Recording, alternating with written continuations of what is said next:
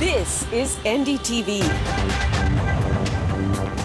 and you're watching NDTV Prime in association with Micromax.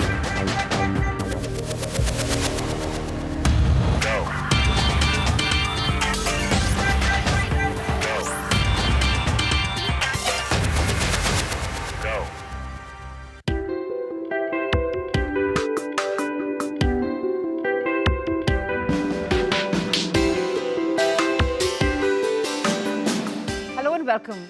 I'm sure most of you are familiar with their work, familiar with the company they founded, and if you're not, well, it's never too late to start. They are the two among those who've showed us that yes, India can take to shopping for furniture online as well. My great pleasure to welcome Ashish Goyal and Rajiv Srivastav, the co-founders of Urban Ladder, on the program. Ashish, Rajiv, thanks so much for taking our time to speak to us this morning.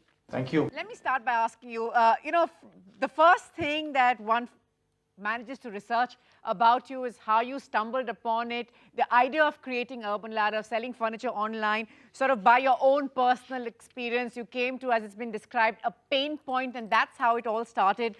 What was the tipping point? What was that point when you realized this is where you wanted to be? Yes, it was a mix of personal pain as well as when we wanted to do something, we wanted to really go after a big problem. Let me rewind back. So Ashish and me know each other for around from 2002, and 2008 is when both of us moved to Bangalore. We used to keep meeting weekends, and then decided sometime around 2010 to settle in Bangalore, coincidentally in the same apartment complex. And when we started doing up our houses, we clearly realized that there was a massive opportunity in terms of doing something in this space, because clearly the answers that we were getting as customers was very suboptimal. We were not getting a good brand, we were not getting a good product, we were just not getting good service. And we wondered, is that something that only we felt? Or we talked to a lot of our friends, and clearly it seemed to be something that seemed to lack in this country, a good brand that gave you great products. And then in 2011, we started talking about doing something together.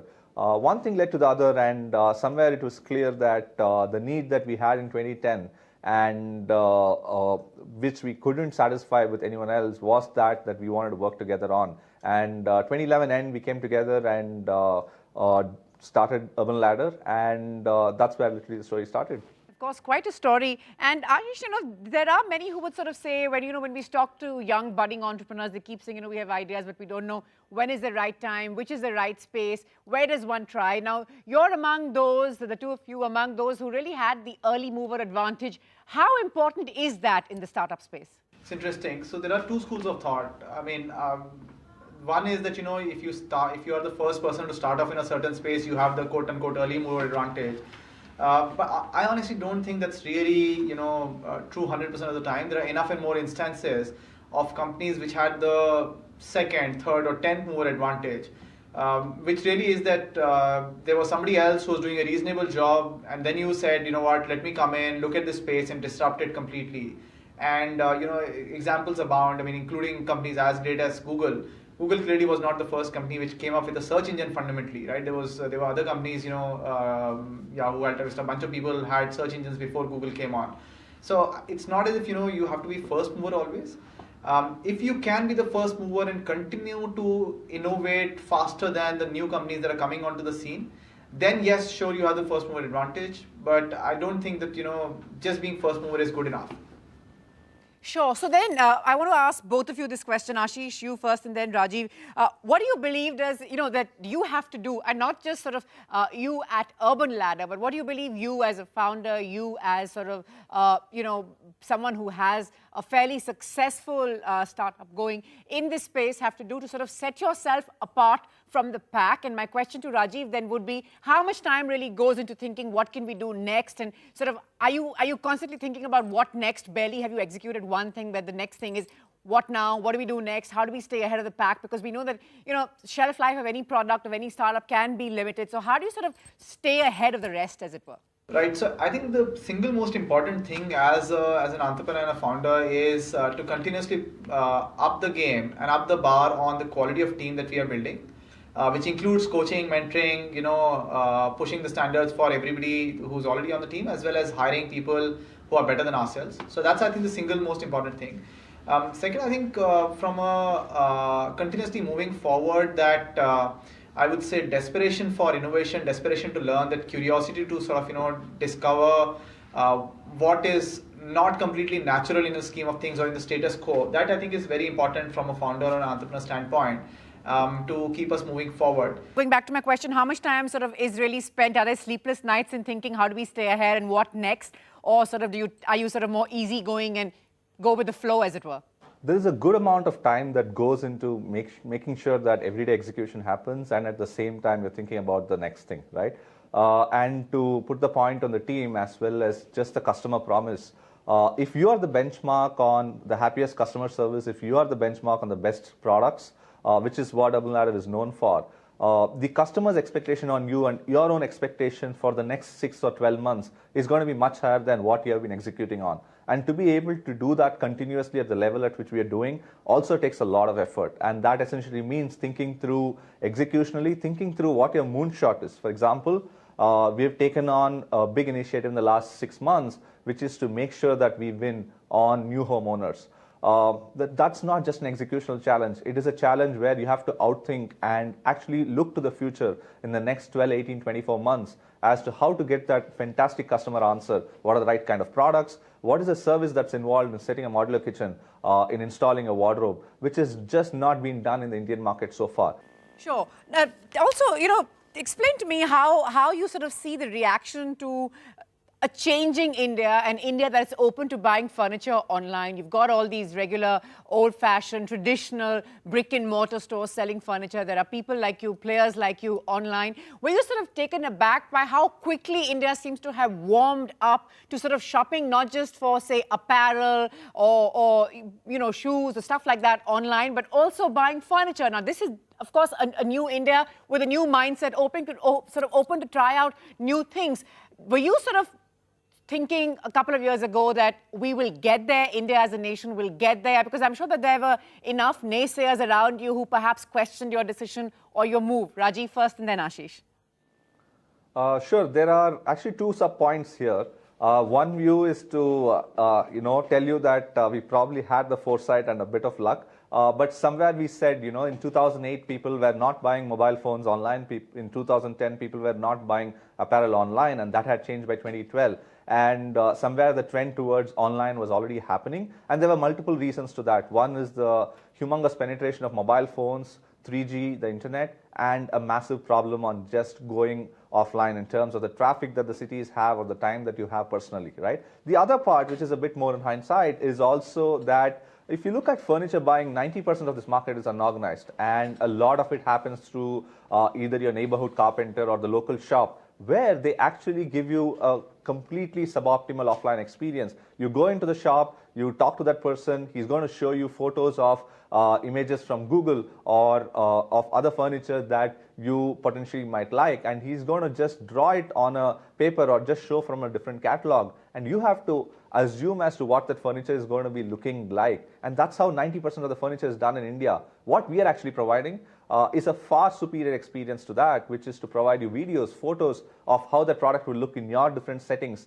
and how the product will behave and the exact level of dimensions and measurements on how it would fit your space. But we are constantly told that one of the very important things in having a successful startup is getting the right founders together, getting the right team together. So as a team, how do you believe you guys complement each other? And what are the qualities that you envy and sort of are frustrating in the other? While we went through a similar educational context, there's a lot of complementarity in our skill sets, both in terms of behavioral skill sets as well as sort of functional skill sets. The obvious thing is, of course, Rajiv is a fantastic, expert and product manager. But I think one thing that I can easily say that I envy is his thinking through the customer journey and thinking through how that customer journey translates into a communication or into an online product. That is something sort of much to learn for me. I haven't gone into what frustrates you. What frustrates me, other than the fact that he's a better foosball player, I think the good part about complementarity is that it is different kind of people. I mean, there are I have more nervous energy, and he appears more sort of comfortable even in tough situations. So that sometimes tends to unnerve me. But I think we've come Right. to And Rajiv, understand what each other about you? better, so Similar to what Ashish talked about, right? We have a very similar educational background, but Ashish brings in a super strong capability on execution and the power of thinking and drive. He's probably the most driven person I have seen in my entire professional life. And what that means is when you get onto a new problem, like what we literally faced 4 years back, which is we had absolutely no background in the space. We had no contacts in the space. And you need that kind of drive and energy and focus on execution. One, to be able to really open up a lot of different opportunities with absolutely no prior experience.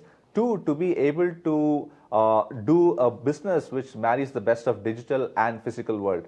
We are selling furniture and home decor digitally, so tech is important, but at the same time, it's a fundamental product that you get at the end of it, and someone comes and installs it in your place, which means we have thousands of people who come to your place, and that kind of a level of service is super important to be consistent. And we are known for our fantastic products and our very high customer satisfaction score. And that's only possible if you day in, day out execute like crazy and have a team that marries the vision and the culture that the founders have set.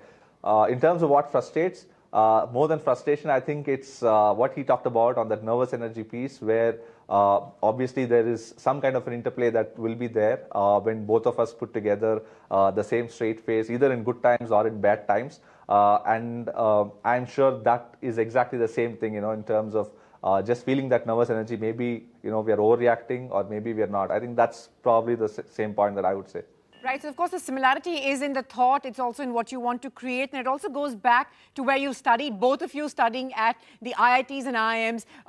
There's of course India's most prestigious institutions. How do you believe that background for both of you has brought you this far, or how that your time spent at the IITs and the IIMs have shaped you into becoming who you are today?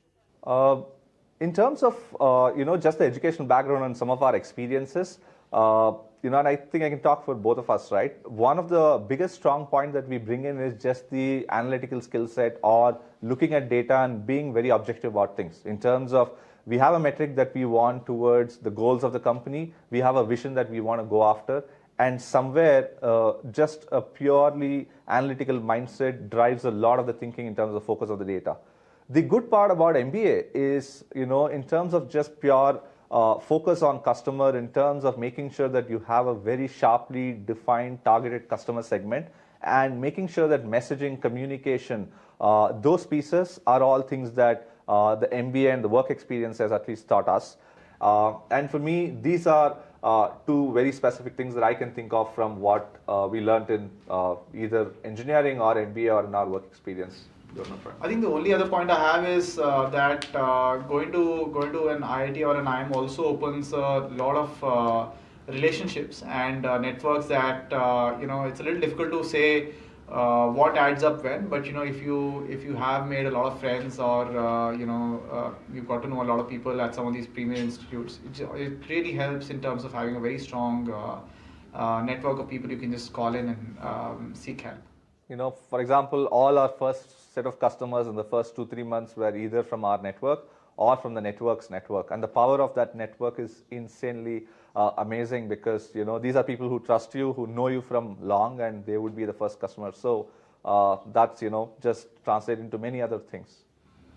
Of course, the problem is that, if they know you and don't trust you, then of course there is a little bit of a problem.